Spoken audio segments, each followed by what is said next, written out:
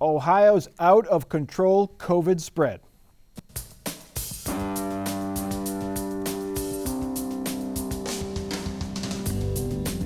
Joining us on Columbus on the Record this week, Shannon Jones, former state legislator, Morgan Harper, progressive activist, and Jeremy Pelzer, State House reporter for Cleveland.com.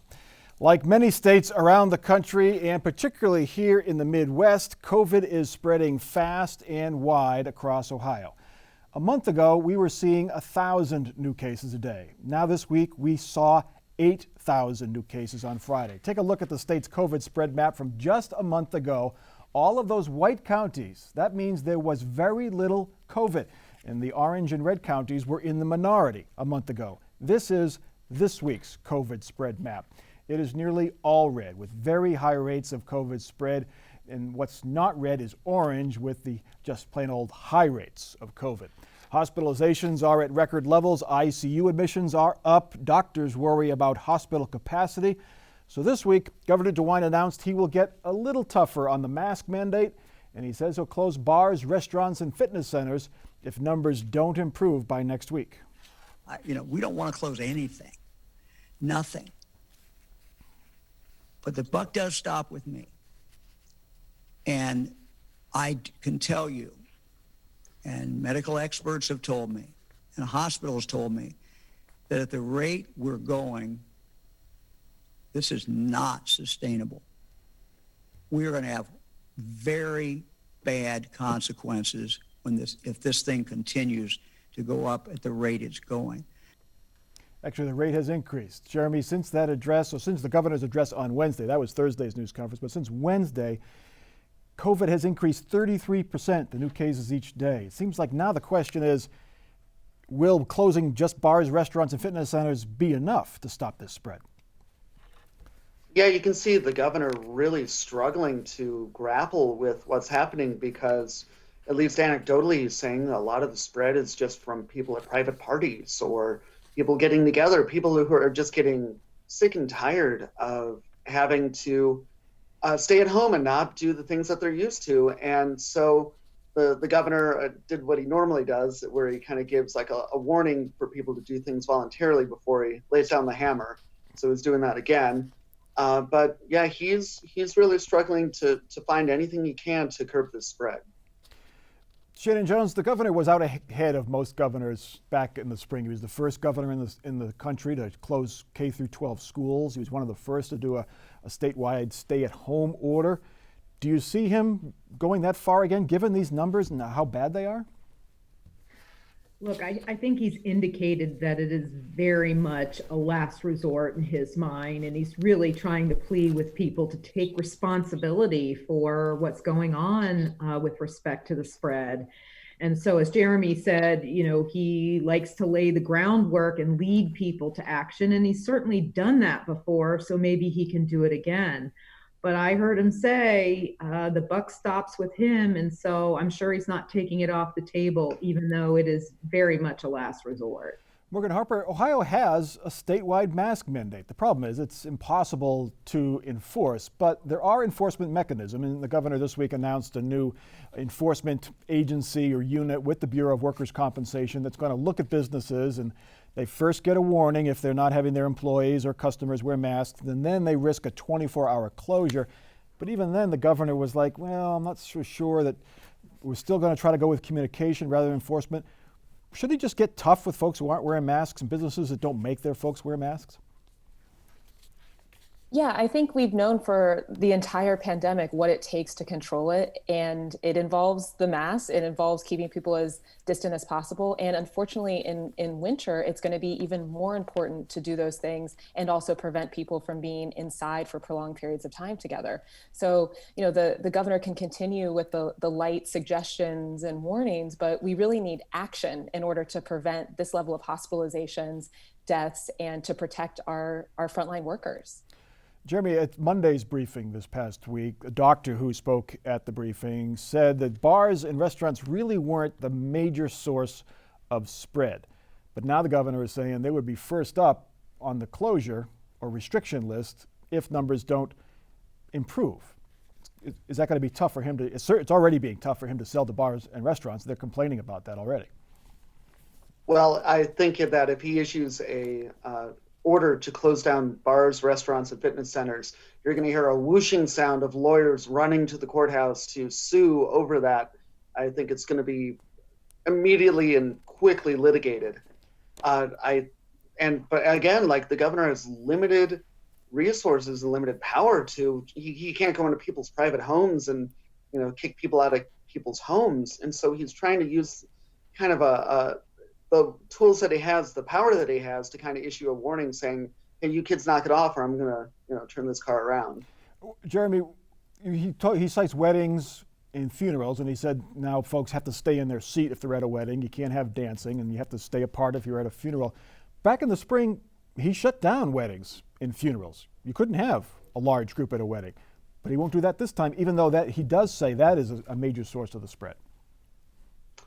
The governor's trying to balance the spread of the coronavirus with the economic situation. I think that a lot of banquet halls and other venues were really in trouble, and you saw many of them in Ohio close. And I think the governor is right now trying to do everything he can to allow those venues to stay open, while at the same time not having more people get sick.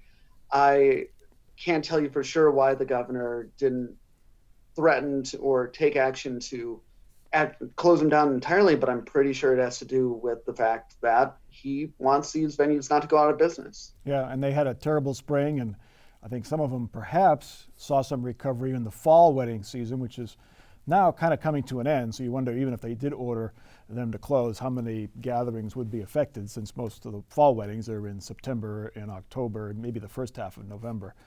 Shannon Jones, getting back to the enforcement, if I'm a business owner and I own a restaurant, and I'm keeping my tables apart, I'm limiting capacity, I have outdoor seating, I am really tough on my bartenders and servers and making sure they're all wearing masks, but the business down the street isn't.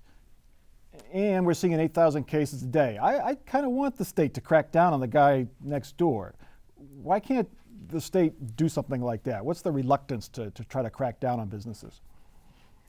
I mean, I think Jeremy hit the nail on the head, is that, the government to impede commerce after doing it just a few months ago, and therefore experiencing the consequences of that kind of maneuver, is something that no one, certainly no governor, wants to have to order. And I think whether it's the restaurant owner who is compliant or the restaurant owner who's not compliant, I think everyone should be able to unify behind the personal responsibility that we can do something about it.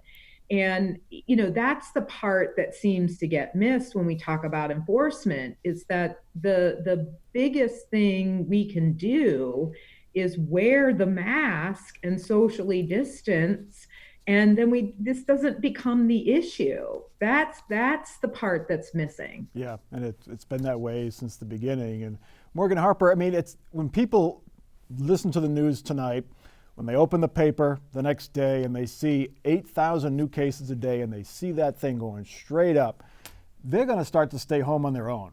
They're not going to need a mandate to say don't go to the bar or don't go to the restaurant. So one way or the other, these businesses are going to suffer. Yeah, I think that's right. I think people who do care about taking the measures necessary to protect not only their own health, but as Shannon's suggesting the public's health, are going to take matters into their own hands. But we can't discount the necessity, though, for a strong plan from the government, since the government is in charge of public health. And I'm hoping that also with a change in presidential administration, that we will have more of that general guidance, so it's not as left up as much to individual business owners and people to make decisions for themselves, but also, and I do think it's important because people need to have a livelihood, that there is some economic plan for how to support people until we get the pandemic and this virus under control. Mm-hmm. Shannon, one last question on this. I hate to enter politics into this when so many people are testing positive, getting sick, going to the hospital and dying from this, but Governor DeWine he's up. The 2020 election is over. Next up is 2022. He's up for re-election. He faces a possible challenge from the right. How much is a fear of a strong primary opponent weighing into his decision-making here, do you think? I honestly don't think that this governor is considering politics in any of the decision he's making. I mean, he, as you rightly said at the top of this conversation, is he was one of the first ones to be really aggressive to protect people. And he has continued to be as transparent as possible with Ohioans through his regular, press conferences.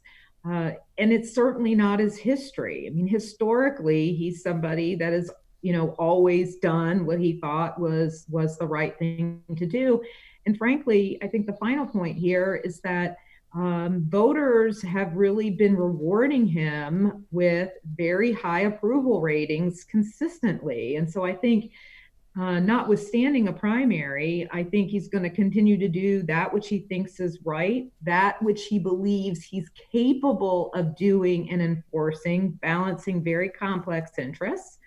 And I think at the end of the day, when the election comes, that voters are going to stand with him because of that. Okay. While some deny that COVID is a public health crisis, others are denying that Joe Biden has won the election. Some folks have said that Mike DeWine now is saying that he should call Joe Biden the president-elect, but others like Rob Portman are a little bit less willing to say that President Trump has lost the election. Let's take a look at a couple of tweets that Rob Portman has issued. This tweet from 4 years ago, from this week rather, the historic turnout in last week's election is a testament to the health of our democracy. Voters are still being counted, and POTUS has every right to insist that all legally cast ballots are counted, with recounts where appropriate, and to go to court over questions about irregularities. Now let's compare that to the same Rob Portman 4 years ago, the day after the election. He says, "I'm delighted to hear that Republicans retained the Senate majority, and I'm excited to work with President-elect Trump and Vice President-elect Pence." And we should note that Rob Portman presumably did not vote for Donald Trump 4 years ago because he withdrew his endorsement after the Access Hollywood tape, and Biden's margins of victories are greater this year than Trump's were in 2016. Shannon Jones, what is up with this? I mean, it was just called the end of the week. Georgia goes to Joe Biden. North Carolina goes to President Trump. 306 electoral votes for Joe Biden, same as what President Trump won 4 years ago. But yet, very few elected Republicans are saying it's over. Publicly, anyway. Yeah, I really don't get it, to be perfectly honest with you. I mean, it is true that President Trump is very popular in Republican circles. There's no question about that. But by the same token, I think the victory is Vice President Biden's, and it seems kind of silly not to state the facts. Why don't you say, Shannon, President Trump did an extraordinary thing. He motivated tens of millions of voters. He won the working class for the Republican Party for the foreseeable future. He brought change to Washington. He came up just short because the pandemic, bad luck, just got him this time, but he'll be back. Why not just say that? Look, clearly I can't speak on behalf of all of Republicans. I think there's lots of things that you could say. In fact, all of these Republican politicians need only look at what they publicly said the day after the election in 2016 to have a clue as to what to say. Yeah. I do find it interesting that, Donald Trump is a different kind of politician, and he really appeals to this, populism out there. And perhaps, Republicans are struggling with how to deal with it, but it certainly doesn't make any sense. And I think that they're going to pay a price for that over the long haul when push comes to shove. Morgan Harper, should we just say this is Trump being Trump and the GOP is just humoring him for a few weeks and he'll be gone soon and everyone can just move on? Or should we worry more than that? I don't know that we should worry about whether or not Joe Biden is going to become the president, but we do need to acknowledge that these actions have a price, right? They have a price in trying to sow and sow confusion and discredit our democracy. And I don't think that they should just be disregarded lightly, that we have a sitting senator from our state who is not willing to acknowledge the results of an election like he did when someone from another party, from his own party, won. So this is a major issue. And I do think that the GOP needs to hold itself accountable and decide what is the future of a party post-Trump and how are they and we all going to prevent another Trump from happening. Jeremy Pelzer, I'll ask the same question I asked of Shannon earlier about Mike DeWine. Rob Portman's on the ballot in a couple of years. Does he worry about a primary opponent? And that's why he's not saying Joe Biden is the president-elect. I don't think Rob Portman's going to face the same kind of conservative backlash that Mike DeWine is. I mean, if you look at the governor being booed at Trump rallies, I think there's a lot of conservative criticism of the governor over his coronavirus policies. Now, the question is, who is going to be a viable primary opponent to the governor? I mean, the obvious person would say, be someone like Jim Jordan. Jim Jordan's voice, no. I haven't heard him say anything about him being interested in running for governor. You got to find someone who's willing and able to launch a primary against the governor. And so far, I don't think that candidate's out there right yet. But I don't think Rob Portman has too much to worry about in 2022. Dave Yost also, now he's actually joining lawsuits to help the president, and he has eyes on higher office, I'm sure, down the road. And he also just wants to keep in good favor for those strong, as we saw in the election, last week, the strong Trump voter in Ohio. Jeremy. Absolutely. You have a lot of statewide office holders. In fact, I believe as of this taping, the only statewide office holders in Ohio who are Republicans and have recognized President-elect Biden's victory are the governor and Frank LaRose, the Secretary of State, the top elections official. And it's become, and not just in Ohio, around the country, it's political dynamite if you're a Republican and you are just suddenly saying, congratulations, Joe Biden. That's going to, I think a lot of politicians are scared. If they don't believe it themselves, they are scared that other people believe that they are rhinos or aren't sufficiently Republican enough. All right, even though they defeated the president they despise and won the White House, Democrats are still a little down. The U.S. Senate will be tough to control, and here in Ohio, President Trump won easily, as we've said. Ohio Democrats are trying to assess what happened and what they need to do to win some races and return the state to its bellwether status. Morgan Harper, how can the Democratic Party make serious inroads and make races in Ohio competitive again? I think we need to acknowledge that the traditional Democratic approach to politics right now is not working here in the state of Ohio. And we need to have an approach that is focused on deep and consistent engagement, even beyond election day and outside of specific electoral cycles. The fact that we saw in Michigan, a state that has a very similar level of population, of Black population, that was able to change from 2016 into this election cycle, and Joe Biden was able to win it. That's a sign that these types of changes are possible, but it's going to take a very different approach. And I think we need to be open to new strategies and different types of candidates that are engaging in that authentic organizing and messaging. You mentioned the Michigan-Ohio comparison. They are very similar demographically. Here's some numbers. In Michigan union households, 56% of union households voted for Joe Biden. In Ohio, 57% of union households voted for Donald Trump. Was that just because the Biden campaign spent a lot more money and a lot more time in Michigan than he did here in Ohio? Or is there a more fundamental problem with how union members vote in partisan elections? Morgan. Hard to say for sure, but I'm hearing from some people that we haven't done the work, that we haven't been meeting people where they're at and telling them, what are we going to do to improve the quality of your life? And we are having consistent conversations in areas, even in counties with urban areas, but also in rural areas, about what we are going to do as a party to improve their lives. And that is a different organizing approach. And clearly the data that you just pointed out shows that whatever we're doing isn't working. Other states are doing it better. Let's learn, let's adjust, and let's win. Shannon Jones, what's the Republican secret sauce? How have they been able to do this in just really 6-8 short years, turn Ohio very red.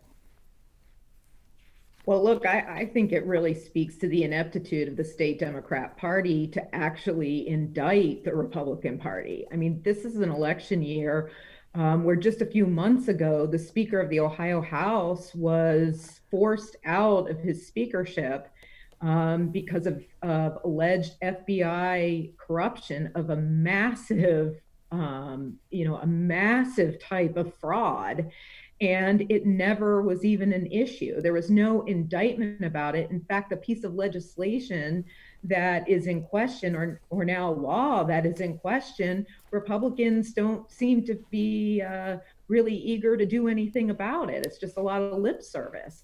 And so until the Democrat Party in Ohio is willing to make it a referendum on the Republican Party, I'm not sure that there's much to be done. I think there was this expectation that in the legislative seats, they would do a lot better just because of this top of the ticket,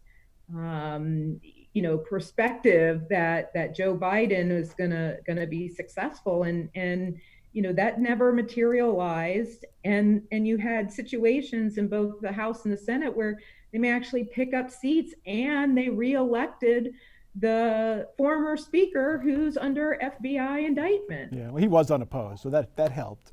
Morgan Harper, the divide between rural Ohio and or working class rural Democrats and urban Democrats and progressives, is there somebody out there, can the party unite those folks, the sort of progressive wing in the cities and the more moderate Democrats that live in the northeast part of Ohio, western Ohio? I think it's completely possible, but like I said, it's going to take a lot of work because we haven't been doing that work necessarily, right? Or thinking with that idea that we can bring these different types of people together, and that can be based in policies that appeal to a broad set of people. Healthcare, climate, these are all issues that we all need to be focused on that resonate with a wide spectrum of different types of voters. The data also shows that. But it most importantly is going to take that deep organizing that happens even when we're not asking for a specific vote in order to put ourselves in a better position electorally, I believe. Right. One last topic really quickly. With the election behind them, some lawmakers have returned to the State House to close out unfinished business. The biggest item, Shannon mentioned it, House Bill 6, the nuclear power plant bailout. At the root of the $61 million bribery scandal, lawmakers promised to repeal and replace that law. But so far, they have made little progress. Jeremy Pelzer, what's going on here? Is it just delay tactics, or is it really a struggle to find the right piece of legislation to fix it? I think it's a case of Republican lawmakers, especially many of the Republican lawmakers who voted for House Bill 6, just not wanting to deal with a very controversial and frankly embarrassing bill for them. I think it's a matter of, everyone agrees House Bill 6 is wrong, but sort of like the Obamacare repeal. Okay, now what do? Do you repeal it? Do you replace it? It's a lot like the Obamacare congressional debate a couple of years ago. I think you're going to have finally in lame duck some action on it. I don't think there's really been a rush to deal with it. There's been talk behind the scenes about what to do, but you really need, the key for the Republicans too, is you need to have a bipartisan vote on this. If this is a partisan vote, I think it's going to look really bad, and they don't want, and they know that, and they don't want that. So you're going to have to find a way to bring Democrats on board, and what Democrats' price is remains to be seen. Morgan Harper, do Democrats play ball here? Some Democrats voted for this to save the jobs up in northern Ohio at the plants. Yeah, I think that's one of the complications here, honestly. And like Shannon was referencing earlier about having this resonate with voters, the corruption issue. Well, if you have people on both sides of the aisle that are taking money from First Energy, if you have people on both sides of the aisle that voted for it, it's a little more difficult to make that point. So this is another moment where we need to recognize the influence of money in politics, and we can't have it both ways. We need to be a party that is rooted in anti-corruption and also free of corporate influence in order to act in the best interest of voters.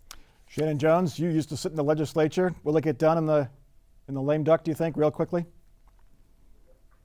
I mean, maybe, but there certainly isn't any consequence to Republicans if they don't get something done. So I think it's a roll of the dice. Yeah, I'm not sure I would want to be running for governor if Larry Householder's on trial at the same time. There's no cameras in federal court, but it'll be all over the news, so maybe that would be an incentive to get something done. Anyway, it's time now for our final off-the-record parting shots. Shannon Jones, we'll start with you.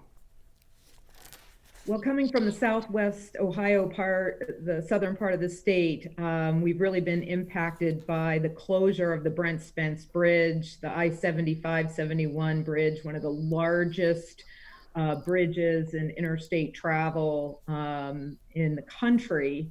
And while it's been more than 25 years to get that bridge fixed, I think having this bridge shut down for maybe a month might be the impetus to finally resolve this underfunded and under-prioritized project. Absolutely. Morgan Harper. Yeah, I think this is going to be a really, heavy period for our state, for our community. Just encourage everybody to look out for one another as we try to manage the corona situation, because it's going to be a really tough winter, and we need to be there for each other. And Jeremy Pelzer, 20 seconds. I think you're going to see going forward as we enter into the next election cycle more and increasingly creative ways to campaign, whether that involves going door to door and like even a bubble, or if that involves some other very creative ways of reaching voters. I think this election saw record turnout on both sides, and it just shows that high turnout can help both Democrats and Republicans. So now maybe Republican lawmakers will make it even easier to vote in the next election, like more than one early voting location per county. Just a suggestion. That is Columbus on the Record for this week. Check us out online, WOSU.org. For our crew and for our panel, I'm Mike Thompson. Have a good week.